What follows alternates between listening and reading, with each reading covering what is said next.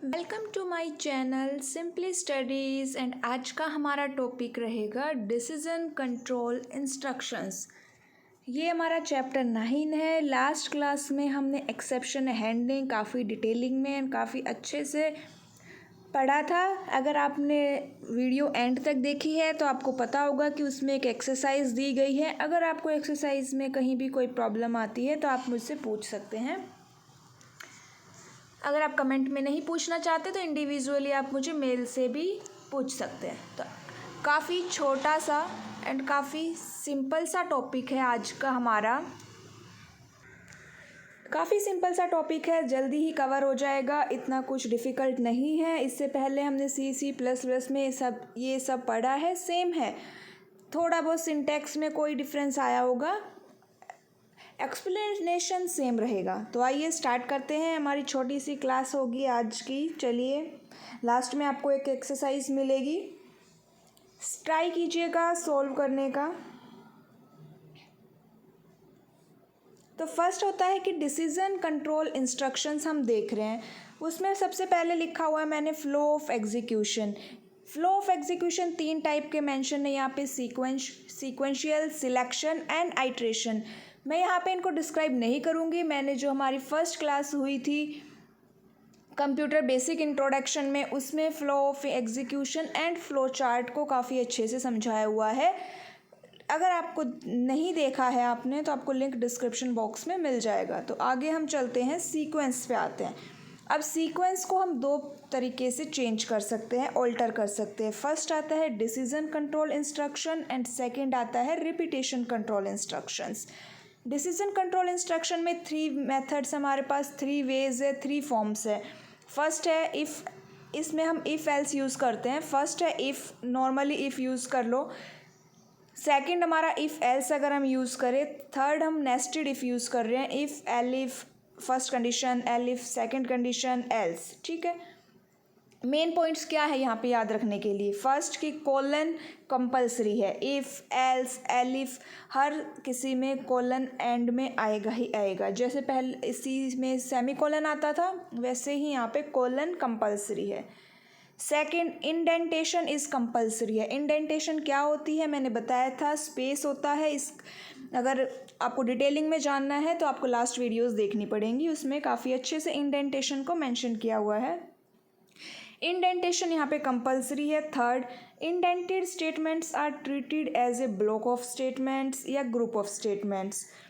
या में याद रखिएगा कि हम टैब और स्पेसिस को मिक्स ना करें। इंडेंटेशन में हम by default fork space use करते हैं या फिर एक टैब को यूज़ करते हैं। अगर हम टैब और स्पेस को मिक्स कर देंगे तो वैसे तो कोई स्क्रीन पे एरर शो नहीं होता है, लेकिन वो बाद में रिपोर्ट हो सकता है एज ए एरर। एल्स और एलिफ यहाँ पे ऑप्शनल होते हैं।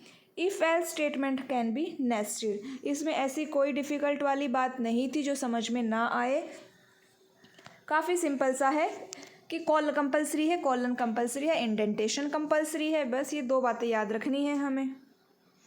नेक्स्ट चलते हैं।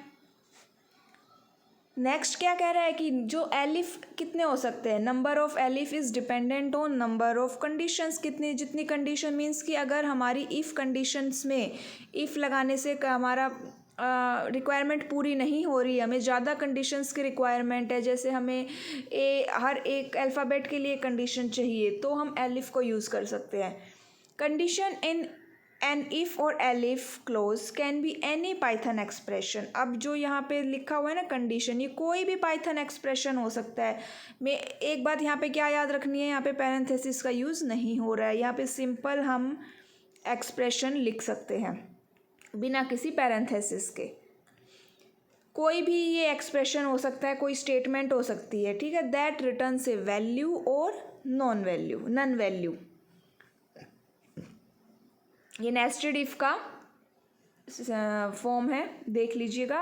नेक्स्ट आता है all function and any function. अब ऑल फंक्शन और एनी फंक्शन क्या होते हैं, हमने लॉजिकल ऑपरेटर्स पढ़े थे ना, एंड और उनकी जगह पे हम ऑल एंड एनी फंक्शंस को यूज़ कर सकते हैं। एनी फंक्शन जो है और की तरह काम करेगा, मीन्स कि कोई एक स्टेटमेंट ट्रू है तो ये ट्रू देगा। ऑल फंक्शन जो है वो एंड की तरह काम करेगा, मीन्स कि दोनों स्टेटमेंट ट्रू होगी तभी ट्रू देगा, ठीक है। यहाँ पे लिखा हुआ है कि we have to pass a string, a list, tuple, set और dictionary to any function and all function. इतना समझ में आ गया? कोई प्रॉब्लम तो नहीं है किसी को? अब नेक्स्ट आता है, एक होती है पास स्टेटमेंट। पास स्टेटमेंट क्या होती है?